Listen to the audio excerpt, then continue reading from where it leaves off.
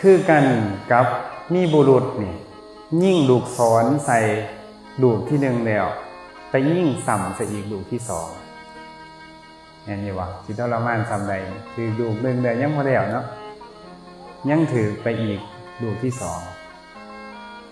ฉันได้พระพุทธองค์ว่าปุถุชนที่บ่ได้ยินได้ฟังธรรมอยู่ในโลกอันนี้นี่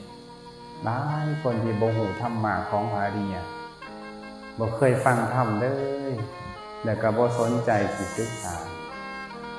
ถามว่าในชีวิตผู้จังซั่นมีความทุกข์เกิดขึ้นคือกันกับหมู่เฮาอยู่บ่มีแหละก็บ่แม่นว่าเขาสิมีความสุขอยู่ตลอดดอกแม่เอ้ยอย่าสิไปคิดแบบนั้นเด้เวทนาทั้ง3ประการนี่นะบ่ว่าสิเป็น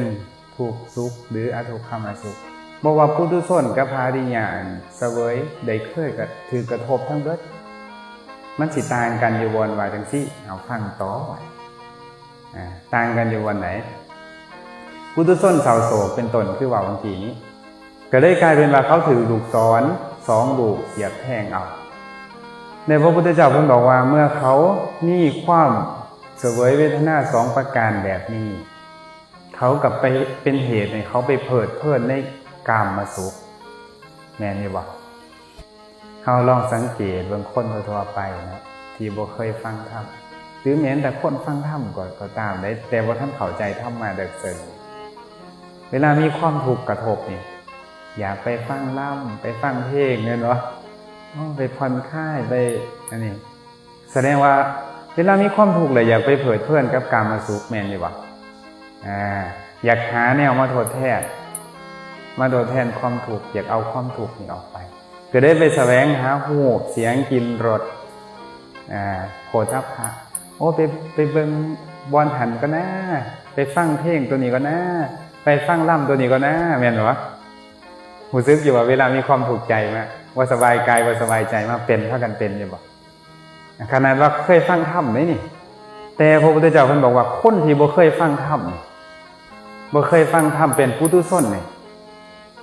เวลามีความทุกข์กระทบนี่แห่ง 100% ที่เขาสิไปเพลิดเพลินในกามสุขแม่นอยู่วะเพิ่นบอกว่าคอนั่นเพราะเหตุใดย้อนหยังเพิ่นบอกว่าก็เพราะว่าเขาบ่ฮู้อุบายเป็นเครื่องสลัดทุกขเวทนานั้นออกเว้นจากกามสุขเขาบ่มีอุบายอื่นที่มันดีกว่าว่าไปเสพกามให้มันมีความสุขเมื่อกินก็ฟังกินอิ่มแล้วก็ไปฟังเพลงเวลาฟังเพลงแล้วเป็นจังได๋วะเนี่ยเบื่อฟังเพลงก็ไปเฮ็ดหยังต่อก็อาศัยหูเสียงกินรสอย่างใดอย่างหนึ่งที่เป็นทีเจริญใจเป็นอารมณ์ที่น่าฮักสำหรับตัวเองมาโทษแท้เห็นบ่จังเฮ็ดให้ชีวิตมีอรรถรสแม่นบ่สิได้ก็ว่าสิได้มีอรรถรสเพิ่มขึ้นแล้วเวลามันมีข้อเสียจังซี่ได้บ่นี่เมื่อไปเพลิดเพลินกับกามสุขไปมีความสุขอยู่กับกามสุขสิมีราคะนุสัยนอนตาแต่เวลาเขาอยู่เป็นทุกข์นี่เขาบ่มักได้ความทุกข์ก็เขาสิไปเพลิดเพลินกับกามสุขเขาบ่มักความทุกข์ก็สิมีปฏิฆานุสัยนี่นอนตามีผู้ใดมักความทุกข์แน่เมื่อเกิดความทุกข์ขึ้นมาบ่มีไผมักก็ได้มีอนุสัยประเภทหนึ่งที่เมื่อเฮาเศร้าโศกกับความทุกข์เฮาบ่มักความทุกข์มันเป็นเหตุให้เฮามีปฏิฆาก็คือความขุ่นเคืองใจเป็นผลเกิดจากเฮาอยู่กับความทุกข์หลายโพดเฮาเฮ็ดให้ตัวเองบ่สบายกายบ่สบายใจต่อเนื่องนี่ผลสุดท้ายคันมันเป็นมีแบบนี้เกิดกับเรื่องใดก็ตามนี่เฮาสิเป็นคนกลายเป็นผู้มีปฏิฆากับเรื่องนั้นจังว่าแม้แต่ในบุญนี่เฮาก็บ่ต้องไปเฮ็ดให้เจ้าของลำบากจนเกินคือกันเด้เพราะหยังพอผลสุดท้ายสิเบื่อบุญเด้เพราะมันสิเกิดปฏิฆาเกิดความบ่ปฏิฆากับความเบื่อหน่ายนี่ต่างกันเด้อบางเทื่อเฮาก็เข้าใจว่าเฮาอาการของปฏิฆาเป็นนิพพิทาก็มีได้บางเทื่อพอหยังจึงต่างกันเพราะนิพพิทาความเบื่อหน่ายนี่ตั้งอยู่บนพื้นฐานของหูเห็นตามเป็นจริงก็คือญาถาพุทธญาณทัศนะบัดนี้ญาถาพุทธญาณทัศนะนี่ตั้งอยู่บนพื้นฐานของสมาธินี่ตั้งอยู่บนพื้นฐานความสุขนี่ตั้งอยู่บนพื้นฐานมีความสงบระงับเกิดปัสสัทธินี่ตั้งอยู่บนพื้นฐานของปีติตั้งอยู่บนพื้นฐานของปาโมทย์ล่าเริงนี่แสดงว่าสบายใจ ความสบายใจเพราะธรรมะเพราะกุศลธรรมนี่เป็นเหตุให้เฮาเกิดปิติง่ายจังว่าพยายามปรุงใจมันมีความสุขนำได้เวลาเฮ็ดบุญกุศลฉะนั้นแหละเวลาเขาอยู่เป็นทุกข์เกิดทุกข์นี่เขาสิมีปฏิฆะนุสัยนี่สิตามนอนอยู่เรื่อยๆเรื่อยๆมื้อนี้ซ้ำนี่มื้อต่อไปเพิ่มขึ้นบัดนี้เขาก็สิไปมีเป็นเหตุให้เขาไปมีความพอใจในกามสุขไปเพลิดเพลินในกามสุขไปนี่สาเหตุที่บางเทื่อเหตุยังไปเดี๋ยวบางเทื่อนี่เจริญบุญไปเดี๋ยวพ้นสุดท้ายไปจบอยู่ที่วงเหล้าวงยากันนี่ได้นี่แหละบางเทื่อเฮากลายเป็นว่าบางเทื่อเฮาพยายามจนเกินกำลังหรือบางเทื่อเฮาพยายามเฮ็ดให้เฮาเฮ็ดไปแล้วบ่เฮ็ดให้เกิดความสุขนะสุขนี่มันไปอนุเคราะห์ธรรมที่เกิดร่วมกับมันความสุขนี่เป็นธรรมชาติที่เวลาเกิดร่วมกับสิ่งใดมันมาเฮ็ดสิ่งนั้นให้เจริญนำสุข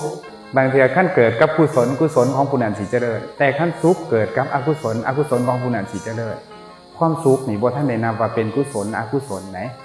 บางเทื่อก็ประกอบอยู่กับกุศลบางเทื่อประกอบอยู่กับอกุศลคนเฮ็ดบาปมีความสุขก็มีคือกันบ่แม่นบ่มีเด้อแต่นอกใจกันนี่มีความสุขบ่มีความสุขบ่เฮ็ดซ้ำๆซักๆเชื่อบ่นี่แต่มันเป็นอกุศล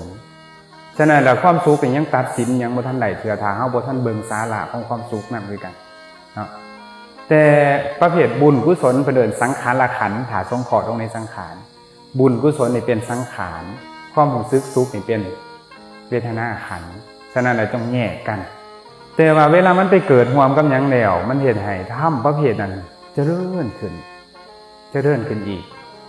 แม่นบ่หมู่เฮามาเฮ็ดอยู่นี่เท่าปานนี้ก็มีความสุขนำเด้บ่มีจักดีนี่แม่นบ่มาปานนี้แม่นบ่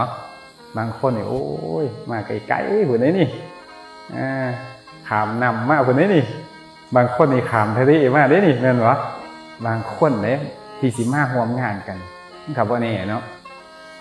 อยู่ต่างเมืองต่างแขวงพระอาจารย์นี่ก็มาแต่ภาคใต้พุ่นนี่คันบ่เห็นความสุขจักดีที่สิมานี่ก็สิบ่มาคือกันแม่นบ่มันเป็นธรรมชาติจังซั่นเนาะแต่ปรากฏว่าความสุขตัวนี้มันมาอนุเคราะห์กุศลของเฮาสิ่งที่เฮาสิไปเฮ็ดมันเป็นเรื่องดีมาแสดงธรรมจังซี่ก็เป็นเรื่องดีฟังธรรมจังซี่เป็นเรื่องดีปรากฏว่าเวลาเฮาคิดแบบนี้เฮามีความสุขมันไปอนุเคราะห์ความกุศลธรรมแบบนี้ให้เจริญได้นี่มันเริ่มจากจังซี่เลยเด้อเวลาเฮามีความสุขมวลกับกุศลง่ายๆปิติสิเกิดบัดนี้คันปิติเกิดความสงบระงับจึงค่อยเกิดขึ้นมีความสุขจิตจึงตั้งมั่นได้อันนี้เว้ามุมนี้ให้ฟังแต่ที่นี่เฮากลับมาหาคนที่อยู่กับทุกข์บัดนี้คนที่มักอยู่กับความทุกข์นี่ทุกข์เพราะเรื่องใดก็ตามสิมีปฏิฆานิสัยนี่นอนตามเมื่อมีปฏิฆาแล้วก็สิเป็นเหตุให้ไปเพลิดเพลินกับกามสุขเมื่อเขาเพลิดเพลินอยู่กับกามสุขนี่พระพุทธเจ้าว่าสิมีราคะนิสัยนอนตามได้บัดนี้เวลาเฮาไปมีความสุขพออาศัยหูเสียงกลิ่นรสมันก็มีความสุขอยู่หรอกแต่มันสิมีอนุสัยประเภทหนึ่งก็คือกิเลสอีกประเภทหนึ่งมานอนตามเข้าไปมักไปอีกดองไปอีกบ่จบบ่สิ้นมานี่เป็นเหตุให้เฮามีอนุสัยก็คือราคะความกำหนัดยินดีเพิ่มขึ้นแต่น้อยๆนี่บ่ได้กำหนัดยินดีในหูเสียงกลิ่นรสปานนี้ได้นี่แม่นบ่เชื่อบ่แต่พอมาตั้งหลังนี่เคยหูโตอยู่ว่าเฮาปานนี้แล้วคือว่ายินดีก็อีหยังแบบบ่อยากเอาออกเลยบางเทื่อแม่นบ่ผิดหวังบ่ได้ยอมแพ้บ่เป็นเลยบางเทื่อเชื่อบ่บางคนขน้อยนี่ผิดหวังบ่ได้ยอมแพ้บ่เป็นปานนั้นได้บางคนบางตนเนาะแต่ที่นี่เวลามีราคะนุสัยนอนตามแล้วเขาก็สิบ่ฮู้จักคุณบ่ฮู้จักโทษบ่ฮู้จักความเกิดบ่ฮู้จักความลับของเวทนาตัวนั้นได้บัดนี้นี่คือสิ่งที่มันสิสืบเนื่องไปอีกบ่ฮู้จักความเกิดความลับบ่ฮู้จักคุณของเวทนาบ่ฮู้จักโทษของเวทนาเหล่านั้นเมื่อเขาบ่ฮู้จักคุณบ่ฮู้จักโทษบ่ฮู้จักความเกิดความลับของเวทนากลายเป็นว่าหยังกลายเป็นว่าสิมีอวิชชานุสัยนอนตามหลงตื่มอีกหลงตื่มบ่ฮู้แจ้งตื่มเข้าไปอีกติดแน่นเข้าไปเห็นบ่ติดแน่นเข้าไปแน่นกึกเข้าไปอีกเพิ่นจึงบอกว่ากามคุณนี่เป็นทีที่ดุพระพุทธเจ้านี่บ่พระพุทธเจ้าบ่สนับสนุนให้ดุเพิ่นไปติดเลยในองค์ของมรรคเพิ่นก็ยังพยายามบอกให้คิดออกเด้อใ หากรรมฐานเจริญเพื่อสิให้คิดออกจากกามให้ได้นับแต่พุทธานุสติเป็นต้นนี้สินี่องค์ของอริยมรรคแต่ที่นี่มีอวิชชานุสัยนอนตามพระพุทธเจ้าว่าเฮากล่าวว่าปุถุชนผู้บ่ได้ยินได้ฟังธรรมนี้เมื่อเสวยทุกขเวทนาก็ประกอบด้วยกิเลสเสวยเวทนานั้นเมื่อเสวยทุกขเวทนาก็เป็นผู้ประกอบอยู่ด้วยกิเลสเสวยเวทนานั้นเมื่อเสวยอทุกขมสุขเวทนาก็คือเวทนาที่บ่เป็นทุกข์บ่เป็นทุกข์บ่นับว่าสุขว่าทุกข์ก็มีกิเลสประกอบเสวยเวทนานั้นเสวยทุกขเวทนามีกิเลสประเภทใดปฏิฆะทุกขเวทนาประกอบอยู่เสวยสุขเวทนามีกิเลสประเภทใดก็มีราคะนิสัยประกอบอยู่เสวยอทุกขมสุขเวทนาก็คือเวทนาที่บ่นับว่าสุขว่าทุกข์หรือว่าเฮาเอิ้นว่าอุเบกขามีกิเลสประเภทใดอวิชชาความที่บ่กำหนดรู้ให้เห็นเหตุเกิดเหตุดับคุณโทษของเวทนาประกอบอยู่เฮากล่าวว่าปุถุชนผู้บ่ได้สละนี่ตกอยู่ในอำนาจของหยังบัดนี้ความเกิดชาติศาสตร์ชรามรณะโศกะปริเทวะทุกข์โทมนัสอุปาญาสะกล่าวสั้นๆว่าตกอยู่กับทุกข์เพิ่นว่าสิได้ฉะนั้นแล้วเบิ่งเอาเด้อเพิ่นได้ว่าเจ้าของสิศาสตร์สุดท้ายศาสตร์นี้อาการพวกนี้มีในเฮาบ่ล่ะคันยังมีอยู่หั่นบ่มีผู้ใดดอกเนาะไผก็ปรารถนาว่าสิบ่อยากเกิดแต่พระพุทธเจ้าเพิ่นบอกว่าในอริยสัจเพิ่นบอกว่าสิ่งที่เฮาปรารถนาแล้วบ่สมหวังก็คือสัตว์ที่มีความเกิดเป็นธรรมดาปรารถนาว่าขอเฮาอย่าเกิดเลยอันนี้ก็บ่สมปรารถนาได้ทั้งๆที่เจ้ายังมีกิเลสที่สิเฮ็ดให้เกิดอยู่นี่แต่เจ้าบอกว่าเจ้าสิบ่เกิดคนเฮานี่เวลามีความทุกข์มานี่บ่แม่นแต่ว่าบ่อยากเกิดเด้แม้แต่เดียวนี่ก็อยากตายคันทุกข์เชื่ออยู่บ่แต่ว่าตายไปแล้วมันจบบ่มันบ่จบแล้วก็อย่าสิว่าแต่ปรารถนาว่าศาสตร์สุดท้ายว่าสิบ่เกิดเลยอันนี้มันบ่ได้สมหวังในขั้นกิเลสมันบ่เบิดแม่นบ่นั่นแหละจึงบอกว่านี้กิเลสมันสิตามเวทนาประเภทนี้ไปเสวยอยู่จังซี่นี่เบิ่งเอาเสวยทุกข์เป็นจังไดเวลาเสวยสุขเป็นจังไดจิตใจเวลาอยู่ซื่อๆนี่เข้าใจตามความเป็นจริงบ่สภาพธรรมเกิดขึ้นตั้งอยู่ดับไปก็คือเวทนาคันยังมีกิเลสนี่เกิดจังได๋ก็บ่พ้นจากชาติก็คือความเกิดบ่พ้นจากชราแก่บ่พ้นจากมรณะตายบ่ต้องไปโศกไปเศร้าไปห้ำให้ลำพันอีกกล่าวง่ายๆก็คือสิทุกข์อีกอันนี้คือกรณีของปุถุชนผู้ที่บ่ได้ยินได้ฟังธรรมแสดงว่าคันได้เริ่มได้ยินได้ฟังธรรมนี่โชคดีอยู่ว่านี่คือสมาโชคดีแท้หมู่เฮานี่แม่นบ่